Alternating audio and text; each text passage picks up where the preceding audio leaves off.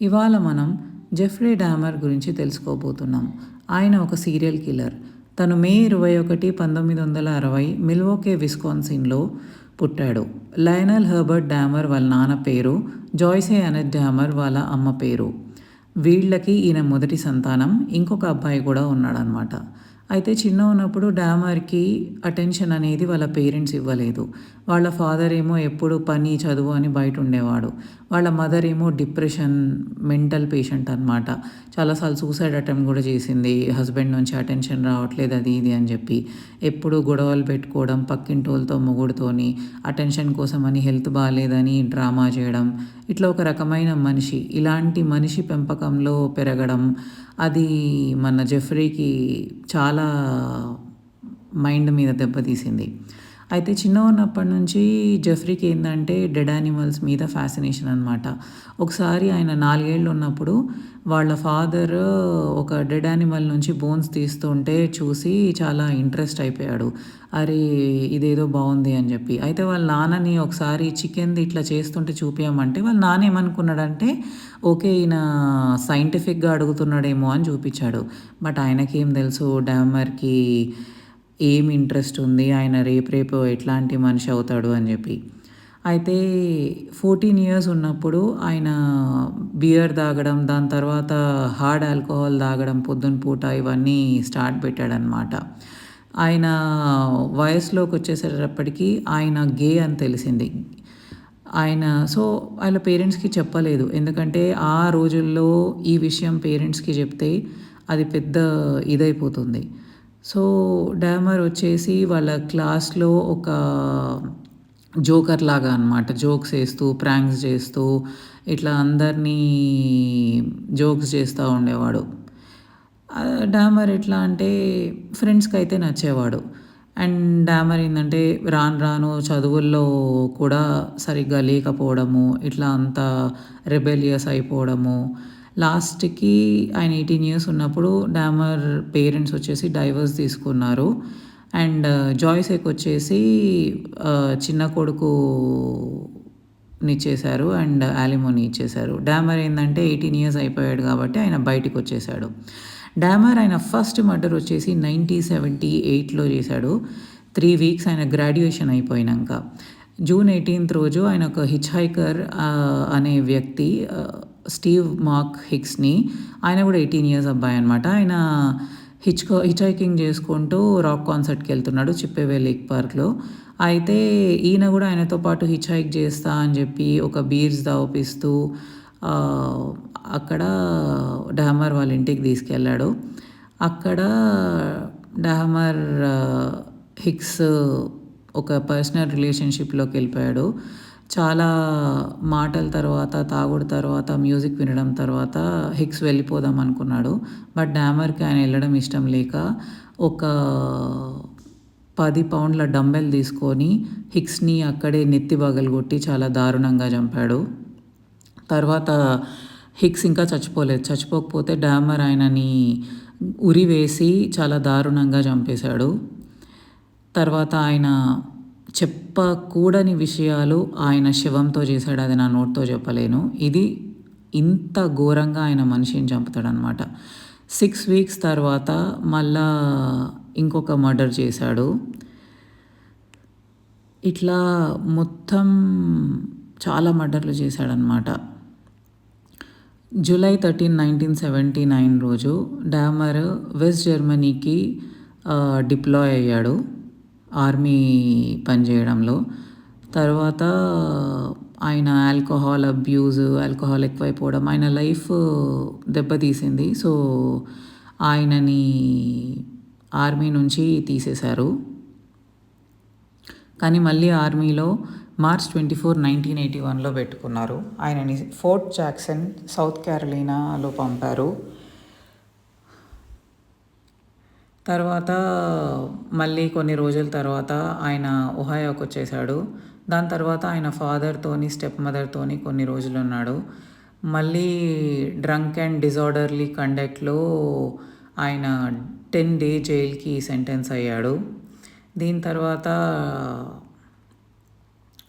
Damar job కంప్లీట్గా పోయిందనమాట. ఎందుకంటే కొంచెం గలీజ్ పని చేసిండు. తర్వాత సెప్టెంబర్ 8, 1986లో ఒక 12-year-old బాయ్స్ దగ్గర ఆయన గలీజ్ పని చేయడం వల్ల ఆయనని అరెస్ట్ చేశారు. అండ్ మార్చ్ 10, 1987లో మళ్ళా గలీజ్ పని చేయడం వల్ల మళ్ళీ అరెస్ట్ చేశారు. ఇంత గలీజ్ మనిషి ఆయనైతే. నవంబర్ 20, 1987లో డామర్ వాళ్ళ అమ్మమ్మతో ఉంటున్నాడు.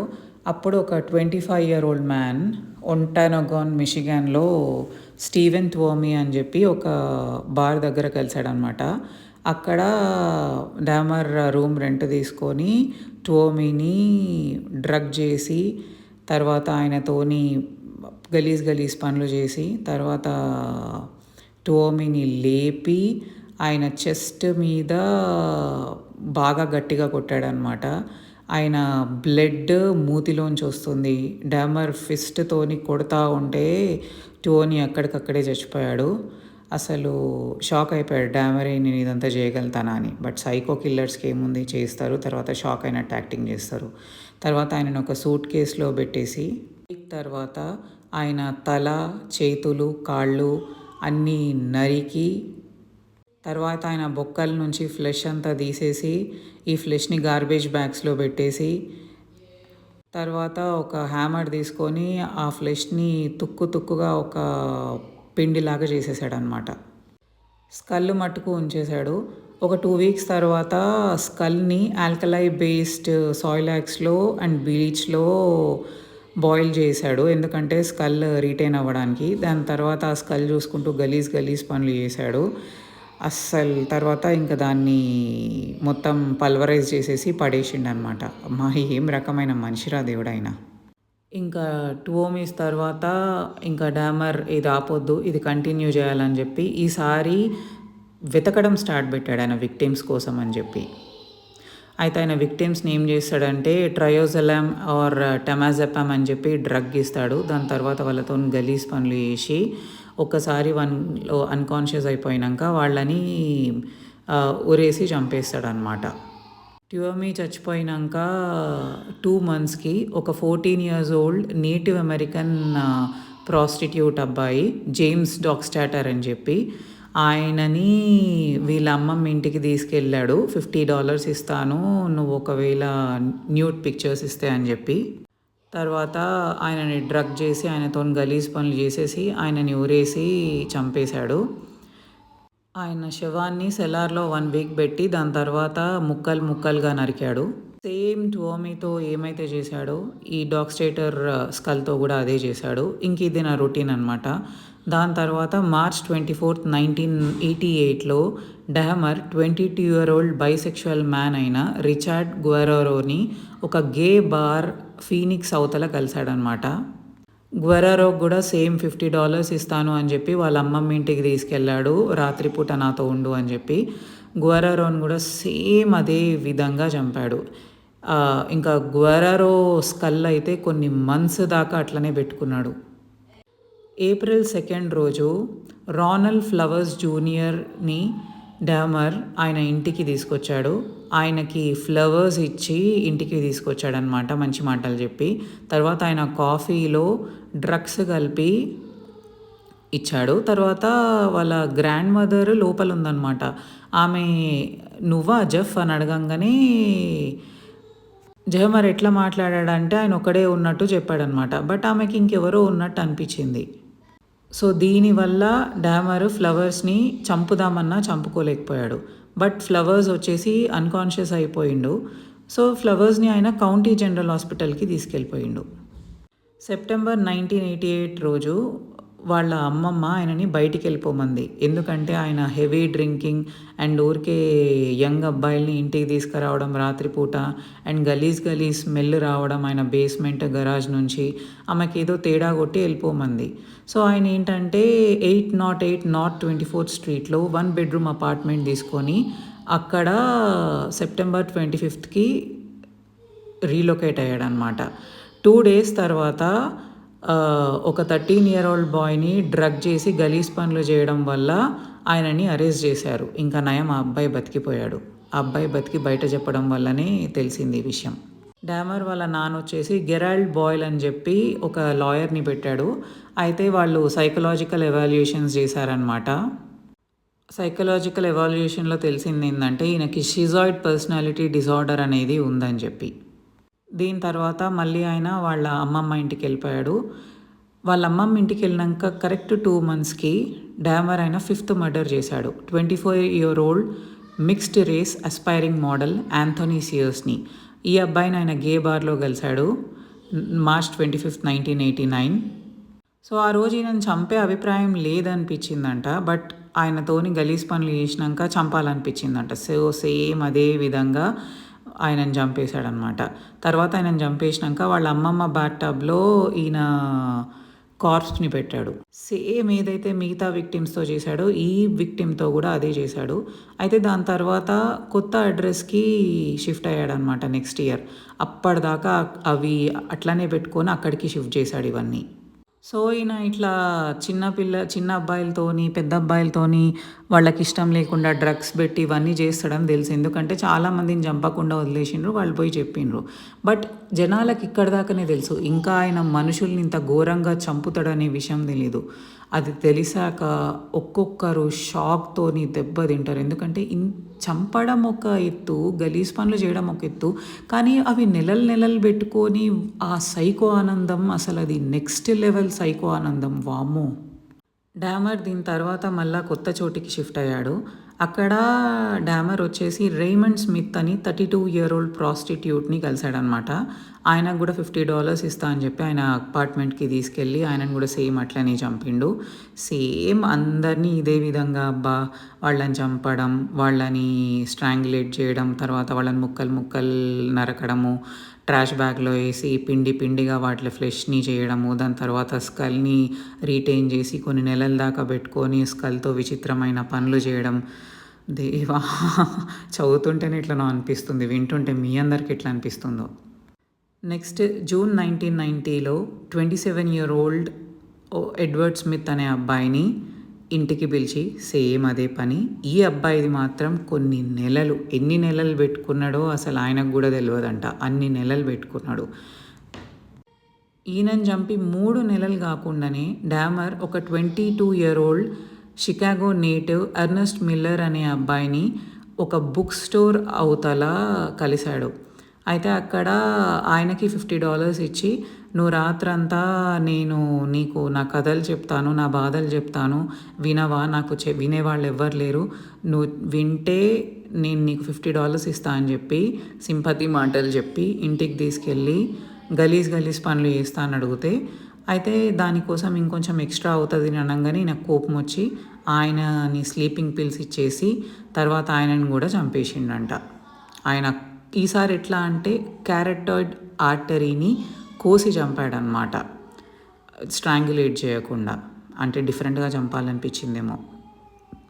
ఆయనను చంపిన 3 weeks తర్వాత September 24th రోజు 22-year-old ఫాదర్ ఆఫ్ 2 డేవిడ్ థామస్ని గ్రాండ్ అవెన్యూ మాల్లో కలిశాడు. అయితే ఆయనని ఏంటంటే అది అయిపోయినాక ఇంటికి రమ్మని జస్ట్ ఫ్యూ డ్రింక్స్ తాగుదాము అండ్ ఇట్లా నేను ఒక మోడల్ ఫోటోగ్రఫర్, నేను చూడ్డానికి మోడల్లా ఉన్నావు, నిన్ను ఫొటోస్ తీస్తాను అని అబద్ధం చెప్పి ఇంటికి తీసుకెళ్ళిపోయాడు. సేమ్ అందరినీ చంపినట్టే ఈయనను కూడా. తర్వాత ఏం దయాగుణం వచ్చిందో డామర్ గారికి, 5 నెలల దాకా ఎవరిని చంపలేదంట. కానీ 1990 నుంచి ఫిబ్రవరి 1991 వరకు జనాలని ఎంత ట్రై చేసినా ఇంటికి రప్పియలేకపోయాడు. ఓహో, నేను మంచితనం అనుకున్నా, ఎవరు దొరకక చంపలేడు. నా తండ్రి. పోలీసులు ఒకవేళ ఏంది బాబు ఈ పనులు అని అడిగితే, నాకు డిప్రెషన్ ఉంది, నాకు కావాలని చేస్తలేను, నా మైండ్ ఖరాబ్ అయింది, నాకు సూసైడల్ థాట్స్ వస్తున్నాయి, అయ్యో అట్లా ఇట్లా అని చెప్పి సింపతి స్టోరీస్ చెప్పి పోలీసు వాళ్ళకి ఐస్ పోయడం.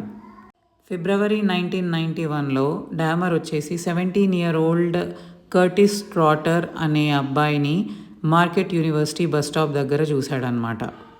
ఆయనని ఇట్లా న్యూడ్ ఫొటోస్ తీస్తాను నీవి అండ్ గలీజ్ పనులు చేస్తే నీకు డబ్బులు ఎక్స్ట్రా ఇస్తా అని చెప్పి ఆ అబ్బాయిని ఇంటికి రప్పించి ఆయనని సేమ్ అందరినీ ఎట్లయితే చంపిండో అట్లనే చంపిండు. దీని తర్వాత 2 months తర్వాత April 7th డామర్ 19-year-old ఎరాల్ లిండ్సేని కలిశాడు. అక్కడ కూడా ఆయనని ఇంటికి తీసుకెళ్ళి సేమ్ అందరిని ఎట్లయితే చంపాడో అట్లనే చంపిండు. 1991లో ఆక్స్ఫర్డ్ అపార్ట్మెంట్స్లో ఈయన ఉన్న అపార్ట్మెంట్ అనమాట. అక్కడ వేరే వాళ్ళు ఎవరైతే రెసిడెంట్స్ ఉన్నారో వాళ్ళు కంటిన్యూస్గా బిల్డింగ్ మేనేజర్ సోపా ప్రిన్స్వెల్కి ఈ అపార్ట్మెంట్ నెంబర్ 213 నుంచి గలీజ్ స్మెల్ వస్తూ ఉంటుంది చాలా ఎప్పుడు చూసినా. అండ్ ఏవో వస్తువులు పడిపోయినట్టు అండ్ ఏదో చైన్ సాతోని ఏదో కోస్తున్నట్టు ఇవన్నీ సౌండ్స్ వస్తూ ఉంటాయి.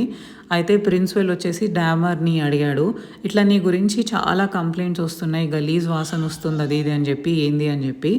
అయితే ఆయన ఏం చెప్పిండంటే, ఏం లేదు, ఫ్రీజర్ పాడైపోయింది నాది, పాడైపోయి కూల్నెస్ పోవడం వల్ల అన్నీ కుళ్ళిపోయి అట్లా వాసన వస్తుంది అని. రీసెంట్గా ఏంటంటే ఒక ఫిష్ తెచ్చిన, ఆ ఫిష్ కూడా ఫ్రిడ్జ్లోనే ఉంది, సో అది కూడా రాటన్ స్మెల్ వస్తుంది, అంతకన్నా ఏం లేదని చెప్పాడు. తర్వాత 1991లో డామర్ వచ్చేసి 31-year-old మోడల్ టోనీ హ్యూస్ని ఒక నైట్ క్లబ్లో కలిశాడు.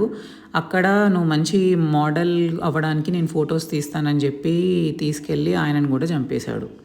May 26, 1991లో డామర్ వచ్చేసి 14-year-old లావో టీనేజర్ కొనెరాక్ సింథసోంఫోన్ విస్కాన్సిన్ అవెన్యూలో కలిశాడనమాట. ఈయనను కూడా చంపేసి దాని తర్వాత అక్కడ ఆ శవాన్ని, వేరే శవాలను ఎట్లయితే వేస్తారో సేమ్ అట్లనే వేసేసి దాని తర్వాత ఆయనకి బోర్ కొడుతుందని చెప్పి బార్కి వెళ్ళి డ్రింక్ తాగుదామని వెళ్ళిపోయిండంట. ఒక మనిషిని అతి దారుణంగా చంపి బోర్ కొడుతుందా? అయితే ఎవరైతే ఈయన దగ్గర ఒక ఆయన తప్పించుకున్నాడో ఆయన ఒకసారి ఒకరి శవాన్ని చూసిండంట. సో ఆయన పోలీసు వాళ్ళకి ఇన్ఫామ్ చేసిండు. పోలీసు వాళ్ళకి ఇన్ఫామ్ చేస్తే అది శవం కాదు, ఆయన మా లవరు, ఈయన పడుకుంటే ఈయన ఏదో తప్పుగా చూసినట్టున్నాడు అని చెప్తే, లేదండి మీ దాంట్లో మీ అపార్ట్మెంట్కి వచ్చి మేము చెక్ చేయాలని చెప్పి అక్కడ ఎంటర్ కాగానే ఏదో గలీ స్మెల్ వస్తుంటే ఏందా అని చూస్తే ఏం లేదు అని సేమ్ అదే స్టోరీ చెప్పిండు పోలీసులకు కూడా. June 30 డామర్ చికాగోకి వెళ్తున్నప్పుడు 20-year-old మ్యాట్ టర్నర్ని బస్ స్టేషన్ దగ్గర చూశాడు. ఆయనని ఇంటికి తీసుకొచ్చి సేమ్ అదే విధానంగా చంపాడు. తర్వాత July 15, 24-year-old ఆలివర్ లేసీని కూడా అదే విధంగా చంపాడు. June 22, 1991లో డామర్ 3 అబ్బాయిల్ని $100 ఇస్తాను ఇంటికి రా అని చెప్పి పిలిచాడనమాట. అయితే దాంట్లో 32-year-old ట్రేసీ ఎడ్వర్డ్స్ ఒప్పుకొని వెళ్ళాడు. ఎడ్వర్డ్ అక్కడ ఉన్న అన్నీ గమనించి ఇదేదో తేడా కొడుతుందని చెప్పి ఆయనకి బాత్రూమ్ వస్తుందని చెప్పి మెల్లగా బయటికి పారిపోయాడు. తర్వాత July 22 రోజు మిల్వాకీ పోలీస్ ఆఫీసర్స్కి ఎడ్వర్డ్ చూసింది చెప్పాడనమాట. పోలీస్ ఆఫీసర్స్ వచ్చి ఇల్లు చూశాక వాళ్ళకి అన్ని స్కెలిటన్స్ అవన్నీ దొరికిపోయినాయి. లాస్ట్కి July 23, 1991 రోజు డామర్ ఆయన చేసిన తప్పులన్నీ ఒప్పుకున్నాడు. ఆయన విక్టిమ్స్ పేర్లు, ఎలా చంపాడు అన్నీ చెప్పాడనమాట. ఆయనని అరెస్ట్ చేసి కొలంబియా కరెక్షనల్ ఇన్స్టిట్యూషన్లో పెట్టారు. కాకపోతే డామర్ సాలిటరీ కన్ఫైన్మెంట్లో పెట్టాడనమాట. తర్వాత డామర్ నేను బైబిల్ చదువుతాను, దేవుడితో కలిసిపోతానని చెప్పి మారానని చెప్పి రోజు బైబిల్ చదవడం స్టార్ట్ పెట్టాడు. అయితే July 3, 1994 ఆయనతో పాటు సెల్లో ఉన్న ఆస్వాల్డో డొరతీ అనే ఆయన డామర్ థ్రోట్ని కోయడానికి ట్రై చేశాడు, కానీ బతికి బయటపడ్డాడు. November 28, 1994 రోజు జెసీ ఆండర్సన్ అండ్ క్రిస్టోఫర్ స్కావర్ అని చెప్పి డామర్ వీళ్ళ ముగ్గురు కలిసి షవర్ చేయడానికి ప్రిజన్ జిమ్కి వెళ్ళారు. అక్కడ వాళ్ళిద్దరూ ఈయనని బాగా చావగొట్టారనమాట. తర్వాత హాస్పిటల్ తీసుకెళ్ళినాక కొన్ని డేస్ తర్వాత ఆయన వూండ్స్ వల్ల ఆయన చనిపోయాడు ఫైనల్గా. తర్వాత పోలీసులు ఎందుకు ఆయనని చంపారు అని అడిగితే, దేవుడు మాకు ఆయనని చంపేయమని చెప్పాడు, ఆయన చాలా గలీజ్ మనిషి, ప్లీజ్ ఆయనని చంపేయండి అని దేవుడు మాకు కలలోకి వచ్చి చెప్పాడు, అందుకే చంపేశామని చెప్పాడు. నిజంగానే వచ్చి ఉండొచ్చు దేవుడు. తర్వాత వాళ్ళమ్మ హ్యాపీయా, లాస్ట్కి నా కొడుకు చనిపోయాడు హ్యాపీయా అని అందరి మీద అరిచిందంట. నీ కొడుకు పెద్ద గొప్ప మనిషి, ఆయన చచ్చిపోయినందుకు నువ్వు అరుపులు అందరి మీద, గొప్ప తల్లివమ్మ నువ్వు, ఇప్పుడు అర్థమైంది ఆ మనిషి ఎందుకు అట్లా ఉన్నాడో అని చెప్పి. ఆయన చనిపోయాక చాలామంది విక్టిమ్స్ వాళ్ళ ఫ్యామిలీస్ హ్యాపీగా అయ్యారు, కానీ చాలామంది సాడ్ కూడా అయ్యారు. ఎందుకంటే అంత ఈజీగా చచ్చిపోయాడా, ఆయన చేసిన తప్పులకి కొన్ని ఏళ్ళేళ్ళు జైల్లో అలానే శిక్ష అనుభవిస్తూ చచ్చిపోవాల్సింది అని చెప్పి, కానీ ఈజీగా చనిపోయాడని బాధపడ్డారు. ఇది జెఫ్రీ డహమర్ స్టోరీ.